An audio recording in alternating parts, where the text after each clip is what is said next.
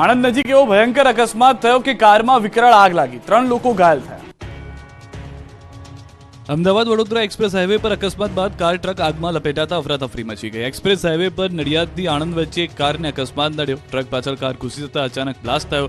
Blast થયા બાદ truck અને કાર આગની ચપેટમાં આવી ગયા। અકસ્માત બાદ બંને વાહનોમાં વિકરાળ આગ ફાટી નીકળી। કારમાં લાગેલી આગ ટ્રકમાં પણ પ્રસરી। જોતજોતામાં ટ્રક અને કાર સંપૂર્ણ રીતે આગમાં લપેટાઈ ગઈ।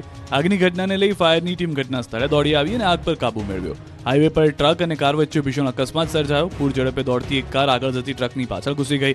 કારમાં 3 લોકો સવાર હતા અને તે 3 લોકોને ઈજાઓ પહોંચી। ઈજાઓને લઈને 3 મુસાફરોને સારવાર માટે હોસ્પિટલ ખસેડવામાં આવ્યા।